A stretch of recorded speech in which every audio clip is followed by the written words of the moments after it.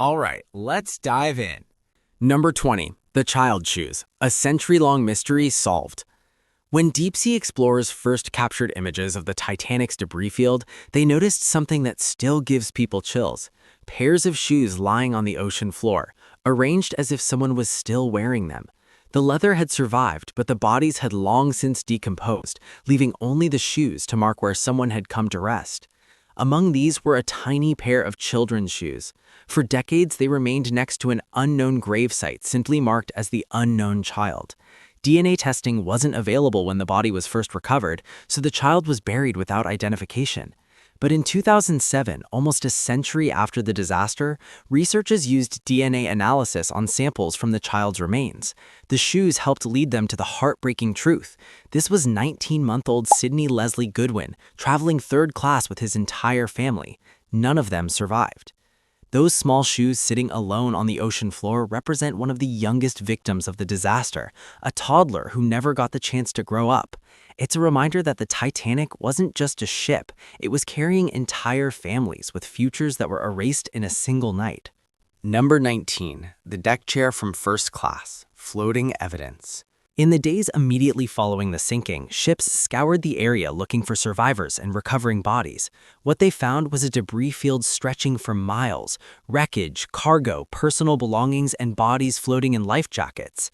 Among the debris was a perfectly preserved first-class deck chair, one of those iconic wooden lounge chairs where wealthy passengers would relax and watch the ocean go by. This particular chair was pulled from the water by the recovery ship Mackay Bennett, which was tasked with the grim job of collecting bodies and identifying victims. The chair represents something deeply unsettling. Hours before the ship sank, someone probably sat in this exact chair, completely unaware that they were living their final moments. Maybe they were reading or talking with friends or simply enjoying the night air, having no idea that in a few hours, this chair would be floating in the freezing Atlantic while they drowned. It's preserved now as a museum artifact, but every time you see it, you can't help but wonder, who was the last person to sit there, and did they make it to a lifeboat or did they go down with the ship? Number 18. The crocodile leather bag, wealth that couldn't save them. One of the most striking things about the Titanic was the sheer wealth on board. This was essentially a floating palace for the ultra-rich, and the artifacts recovered reflect that opulence. Among them is a crocodile leather handbag, a luxury item that would have cost more than most people earned in a year. The bag survived the sinking remarkably intact, preserved by the cold, oxygen-poor water at the ocean bottom. It's beautifully crafted with intricate detailing, the kind of accessory that screams, "I have more money than I know what to do with." But here's what makes it chilling. All that wealth meant absolutely nothing when the ship went down. It didn't matter if you were carrying a crocodile leather bag or a cloth sack. The ocean doesn't care about your bank account. Some of the richest people in the world were on that ship, and their money couldn't buy them a seat in a lifeboat when there weren't enough to go around. The bag is beautiful, but it's also a reminder that in the end, everyone's mortality is exactly the same, luxury handbag or not. Number 17. The bowler hat, frozen in time. Deep inside the wreckage in what used to be a first-class cabin, explorers found something bizarrely well-preserved, a bowler hat. One of those round, hard hats that were fashionable for gentlemen in the early 1900s. The hat is in surprisingly good condition considering it's been underwater for over a century. The specific conditions inside the cabin, cold, dark, and protected from strong currents, essentially created a time capsule that preserved certain objects while everything else deteriorated. What's eerie about this hat is imagining its owner. Some gentleman carefully packed this hat for his journey to America, probably wearing it as he boarded the ship, tipping it to ladies he passed, completely confident he'd be wearing it again when he reached New York. Instead, the hat outlasted him by over 100 years, sitting alone in a dark cabin at the bottom of the ocean. It's a small thing, just a hat, but it represents a person, someone with a name and a life and plans for the future that ended that night in April. Number 16. The menus from the last dinner, a feast before the end. On the evening of April 14, 1912, the first-class passengers of the Titanic sat down to what would be their last meal. The menu has been preserved, and reading it today feels surreal. It was a 10-course feast that included oysters, consommé, poached salmon, filet mignon, lamb with mint sauce, roast duck, and numerous desserts, including chocolate eclairs and French ice cream. These people were eating like royalty, completely unaware that in just a few hours, the ship would hit an iceberg and most of them would be fighting for their lives in the freezing Atlantic. Some of the recovered menus show the elegant printing and careful presentation that went into even the smallest details of first-class service. What makes these menus particularly haunting is the normalcy they represent. People were laughing, eating, drinking wine, planning what they'd do when they reached New York. Children were excited about dessert. Couples were having conversations about their future together. And then, around 11:40 p.m., everything changed. Those menus are now displayed in museums, a snapshot of the last moments of normalcy before one of history's most infamous disasters. They represent the cruel randomness of tragedy, how one moment you're choosing between desserts and the next you're fighting for survival. Number 15, the Bronze Cherub, Opulence Under the Waves. The Titanic's grand staircase was legendary, an opulent masterpiece featuring carved wood, ornate railings, and decorative bronze figures, including cherubs that symbolized the ship's luxury and grandeur. One of these bronze cherub figures was recovered from the debris field. The cherub, which once adorned one of the most photographed and admired features of the ship, now sits in a museum as a reminder of what was lost. The grand staircase itself is gone, collapsed and destroyed during the sinking or deteriorated over the decades on the ocean floor. What's particularly eerie is that this cherub witnessed everything. It was there when elegantly dressed passengers descended the staircase for dinner, there when panic set in as water rushed into the ship, and there when the entire structure collapsed into chaos. The cherub's expression, frozen in its decorative smile, seems almost mocking now. All that beauty, all that craftsmanship, all that confidence in human achievement, and it ended up scattered across the ocean floor. The bronze survived, but the people who admired it didn't. Number 14, the Crow's Nest Bell, 3 Rings of Warning. This might be one of the most significant artifacts ever recovered from the Titanic. The ship's crow's nest bell, the actual bell that Lookout Frederick Fleet rang 3 times on the night of April 14th to signal the crew that an iceberg was directly ahead. 3 rings, that was the maritime signal for object directly ahead. Fleet spotted the iceberg, grabbed the bell and rang it 3 times, then immediately telephoned the bridge to report what he saw. First Officer William Murdoch ordered the ship to turn hard to port and reverse engines, but it was too late. The Titanic was traveling too fast and the iceberg was too close. Those 3 rings were essentially the sound that marked the beginning of the end. From that moment, the disaster was in motion. Within seconds, the iceberg scraped along the starboard side, opening up the hull. Within hours, over 1,500 people would be dead. The bell was recovered from the wreck site and now resides in a museum. People who see it often report an eerie feeling, knowing that this object sounded the warning that could have saved everyone if it had come just a few seconds earlier. It's a reminder that sometimes tragedy comes down to a matter of seconds and decisions made in moments of crisis. Number 13, MILLVINA Dean, the youngest survivor's story. Technically not an artifact, but MILLVINA Dean's story is inseparable from the Titanic's legacy. She was just 9 weeks old, the youngest passenger on board when the ship sank. Her family was traveling 3rd class, emigrating to America for a new life. When the ship hit the iceberg, MILLVINA's father placed her, her mother, and her brother into a lifeboat. He stayed behind and went down with the ship. MILLVINA never knew her father. She was too young to remember him or the disaster. But what makes her story particularly haunting is that she became the last living survivor of the Titanic. As the decades passed and other survivors died, MILLVINA carried the weight of being the final human connection to that night. She gave interviews, attended memorials, and kept the memory alive until her death in 2009 at age 97. When the wreck was discovered in 1985, MILLVINA was still alive to see it. She said it felt strange, knowing her father's body was somewhere down there and that the ship that nearly killed her as an infant was still sitting on the ocean floor, a gravesite for over 1,500 people, including her dad. Number 12, the collapsible lifeboat A, a month-long nightmare. A month after the Titanic sank, the Oceanic was sailing through the North Atlantic when the crew spotted something floating in the water, collapsible lifeboat A, one of the Titanic's emergency boats, drifting aimlessly with 3 decomposing bodies still inside. This lifeboat had a horrific story. During the evacuation, it was partially swamped by water and never properly launched. Dozens of people clung to it in the freezing water, but most died from hypothermia. The survivors were eventually rescued by other lifeboats, but 3 bodies, 2 frozen or too difficult to move, were left behind in the waterlogged boat for an entire month. Drifting across the Atlantic in that boat, exposed to sun, rain, and seawater, slowly decomposing until the Oceanic found them. The crew buried the bodies at sea and reported the grim discovery.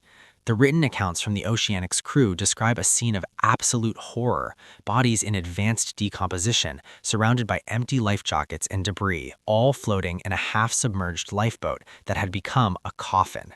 Number 11. Coat and boots on the ocean floor. Ghostly graves. One of the most haunting aspects of exploring the Titanic wreck isn't the ship itself, it's the debris field surrounding it. And among the most disturbing things in that field are pairs of shoes, boots, coats, and clothing arranged on the seafloor in recognizable human shapes.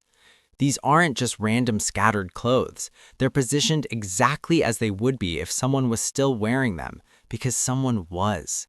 When bodies sink to those depths and rest on the seafloor, the extreme conditions cause the soft tissue to decompose, but leather shoes, heavy coats, and certain fabrics can survive for decades. What you're seeing is the outline of where a person came to rest after sinking 2.5 miles to the ocean floor. The body is gone, completely decomposed, but their shoes remain, permanently marking their final resting place. Imagine being a deep-sea explorer and seeing this for the first time.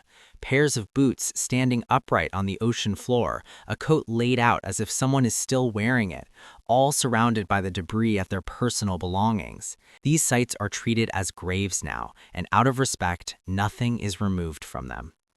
Number 10. The fourth funnel, the fake chimney that fell. The Titanic had 4 massive funnels, those iconic smokestacks that made the ship look so impressive. But here's something most people don't know. The 4th funnel was fake. It wasn't connected to the engines at all. It was built purely for aesthetics and ventilation because ships with 4 funnels looked more powerful and luxurious than ships with 3. During the sinking, this fake 4th funnel collapsed, crushing people who were trying to swim away from the ship. Survivors reported hearing a massive crash as the funnel broke free and fell into the water, killing dozens of people who thought they'd escaped. Pieces of this funnel have been located in the debris field, a reminder that even the decorative elements of the ship became instruments of death that night. The ship's designers were so obsessed with appearances, with making the Titanic look impressive and unsinkable, that they added a fake smokestack that served no functional purpose except to reinforce the illusion of invincibility. That illusion killed people twice, once by making them believe the ship couldn't sink, and again when the fake funnel literally fell on them. Number 9. Samuel Hemming's lamp room keys, the last duty. Samuel Hemming was a lamp trimmer on the Titanic, meaning his job was to maintain and prepare all the ship's lamps, including the navigation lights and the lights for the lifeboats.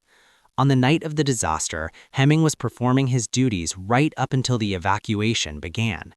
The keys to the lamp room were recovered from the wreck site, still attached to a metal ring exactly as Hemming would have carried them. These keys represent something profound about human nature. Even as the ship was sinking and chaos erupted around him, Hemming kept doing his job. He used these keys to prepare lights for the lifeboats, ensuring that if people were set adrift in the darkness, they'd at least have illumination.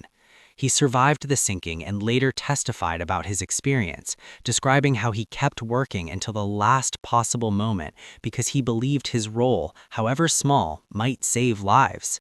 The keys are small, unremarkable objects, but they symbolize the unsung crew members who stayed at their posts, who prioritized others' survival over their own escape, and who did their duty even as the unsinkable ship sank beneath them.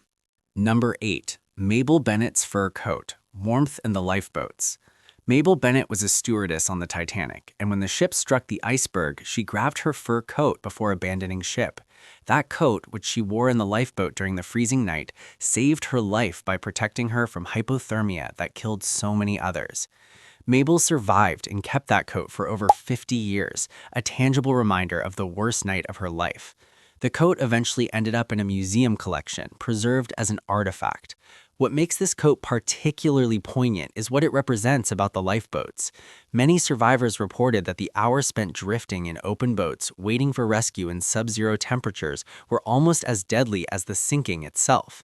People died from exposure even after escaping the ship. Mabel was one of the lucky ones who had thought to grab warm clothing. Many people evacuated in their evening wear, women in thin dresses, men in dinner jackets, completely unprepared for spending hours in an open boat surrounded by ice. That fur coat is a reminder that survival often came down to small decisions. Grab a coat or don't, and that choice could mean life or death. Number 7. SINAI KANTOR'S Pocket Watch, Dreams Frozen at 2:20 a.m. SINAI KANTOR was a 34-year-old Russian immigrant traveling second class to New York. He was going to America to study medicine, carrying dreams of becoming a doctor and building a new life far from the persecution he'd faced in Russia. In his pocket was a watch, a simple timepiece that marked his journey toward that future. When SINAI's body was recovered days after the sinking, that pocket watch was still in his vest pocket. It had stopped at exactly 2:20 a.m., the moment the Titanic's stern finally slipped beneath the waves. The watch is now in a museum, permanently frozen at 2:20, a timestamp of the exact moment when over 1,000 dreams ended simultaneously. SINAI never made it to medical school. He never practiced medicine. He never got the fresh start he was traveling toward. What makes this watch particularly heartbreaking is that it represents one person among hundreds with similar stories. The Titanic wasn't just carrying wealthy socialites and businessmen. It was full of immigrants seeking better lives, young people with ambitions, families looking for opportunities. That watch, stopped forever at 2:20 a.m., is a reminder that the Titanic didn't just sink. It drowned futures, ended potential, and erased possibilities for over 1,500 people who deserved better. Number 6. Wallace Hartley's violin. The band played on. This might be one of the most emotionally devastating artifacts ever recovered, not from the wreck itself, but from a body found days later. Wallace Hartley was the bandmaster on the Titanic, and according to multiple survivor accounts, he and his 8-piece band continued playing music on the deck as the ship sank, trying to keep passengers calm. The most famous legend says they played Nearer My God to Thee as the ship went down, though some survivors reported different songs. Regardless, the band played until the very end. None of them survived. When Hartley's body was recovered, strapped to his chest was his violin in a leather case. The violin was a gift from his fiancée, engraved with words of love. He'd carried it with him even as he faced death. The violin was preserved by Hartley's family for a century before being authenticated and sold at auction in 2013 for $1.7 million. The instrument shows water damage and deterioration, but it survived. The violin is a symbol of courage, duty, and the incredible human capacity for selflessness, even in the face of certain death. Number 5. John Jacob Astor IV's Gold Watch, When Wealth Meets Mortality. John Jacob Astor IV was the richest passenger on the Titanic, one of the wealthiest people in the world at the time, with a fortune equivalent to billions in today's money. He was traveling first class with his young pregnant wife, and when the ship struck the iceberg, his wealth couldn't change what happened next. Astor helped his wife into a lifeboat, then asked if he could join her since she was pregnant. He was refused. The protocol was women and children first. So he stepped back, lit a cigarette, and waited with the other men as the ship sank. His body was recovered days later, and on his body was his gold pocket watch, along with a significant amount of cash and jewelry. The watch, an expensive piece befitting a man of his wealth, is now in a museum. It's encrusted with his initials and represents the ultimate equalizer. Death doesn't care about your bank account. Astor was so wealthy he could have bought a ship like the Titanic if he wanted, but when it came time to evacuate, his money meant nothing. He followed the rules, said goodbye to his wife, and went down with the ship like hundreds of other men. That gold watch is a reminder that in our final moments, we're all just human, regardless of how much gold we're carrying. Number 4. The Marconi telegraph equipment, the last desperate messages. The Titanic's Marconi wireless telegraph room is where operators Jack Phillips and Harold Bride sent desperate distress signals as the ship sank. These two men stayed at their posts, frantically topping out CQD and SOS messages to any ship within range, trying to summon help. The telegraph equipment was recovered from the wreck, corroded and damaged but recognizable. This is the actual device that transmitted messages like, "We have struck an iceberg," and "CQD, we are sinking fast. Passengers are being put into boats." Phillips stayed at his post sending messages until the very end. He was told to abandon ship multiple times but refused, continuing to transmit even as water flooded into the radio room. He didn't survive. Bride, who was younger, was eventually forced to leave and survived by clinging to an overturned lifeboat. What makes this equipment so chilling is knowing that every message sent from this device represented a cry for help that for most passengers would go unanswered. The nearest ship with its radio on, the Carpathia, was hours away. Other ships that could have helped had their radios turned off for the night and never received the messages. This telegraph transmitted hope into the darkness, but for 1,500 people, that hope would come too late. Number 3. Ghosts of the Abyss footage. Seeing inside the tomb. In 2001, James Cameron returned to the Titanic wreck with advanced 3D cameras and remotely operated vehicles small enough to explore inside the ship's interior. The resulting documentary, Ghosts of the Abyss, showed the public something we'd never seen before, the actual rooms where people lived and died. The footage is deeply unsettling. You can see first-class staterooms with recognizable furniture still in place, chandeliers hanging from ceilings, bathtubs, ornate woodwork, all covered in rust and deterioration. The ROVs captured images of personal belongings still scattered where they fell, a haunting, preserved snapshot of April 1912. One particularly eerie moment shows a room where photographs of Titanic passengers are superimposed over the modern wreckage, showing where people stood, worked, and spent their final hours. You see a photo of a smiling woman overlaid on the ruins of the room where she likely died. The wreck is deteriorating rapidly, collapsing under its own weight and bacterial consumption.